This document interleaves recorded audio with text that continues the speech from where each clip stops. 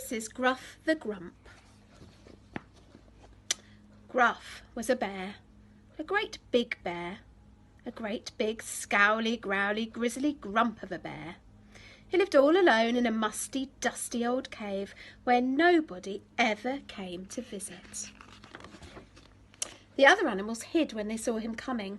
They called him Gruff the Grump. Went Gruff the Grump to show that he didn't care. One morning, Gruff the Grump was stomping through the forest when he saw something strange. It was a small, upside-down rabbit, high in the branches of a tree. "Hello, Mr. Bear," said the rabbit, upside-downly. "I'm a bit stuck. Can you help me down, please? Thank you very much." Scowled the Gruff the Grump, and he turned to walk away. "Oh, please, Mr. Bear, please get me down," pleaded the rabbit. Much to Gruff the Grump's surprise, he found himself lifting the little rabbit gently down to the ground. Thank you, Mr. Bear," said the rabbit. "There was a fallen star caught in the tree, so I had to rescue it.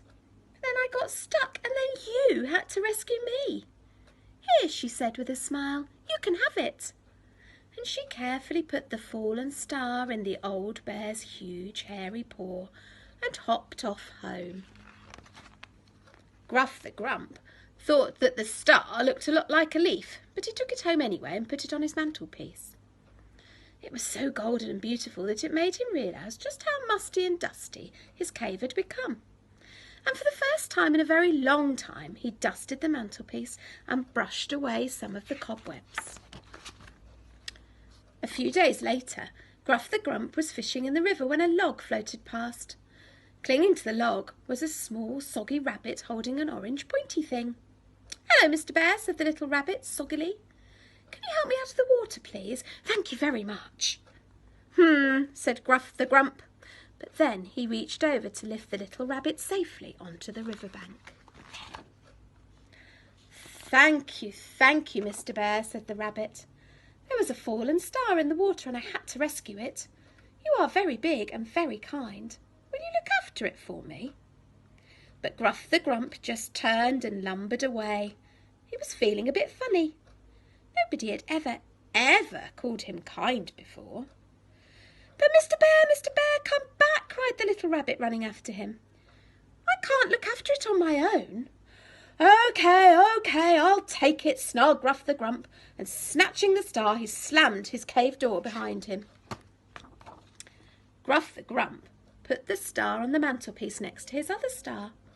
They looked so clean and colourful that it made him realise just how grim and grimy his cave still was. So for the first time in a very long time, he swept up all the old pine needles from the floor. Now his cave was very clean, but it was bare and empty inside, and suddenly Gruff felt like a bear who was empty inside too. He started to feel sad. And when he'd finished feeling sad, he started to feel cross. And he was right in the middle of feeling cross when there was a knock at the door. "What is it now?" he shouted. It was the little rabbit with a whole barrow full of stars. "Hello, Mr. Bear," she said worn-outly. "There were lots and lots of fallen stars and I had to rescue them." "Go away!" Gruff the Grump roared. "Don't want any more stupid stars." And then, to his great surprise, the little rabbit burst into tears. Gruff the Grump felt terrible. He wanted the little rabbit to stop crying, but he didn't know what to do. He tried pulling silly faces, but that didn't work. He did a funny dance, but that didn't work either. Then he sat down next to her and said, "I'm sorry I shouted at you, little rabbit. I really am a grizzly old grump of a bear." The little rabbit stopped crying and tried a little smile. And for the first time in a very long time, Gruff the bear smiled too. Gruff and the little rabbit scattered the stars around the cave, laughing out loud as they fell like fiery snowflakes all around them.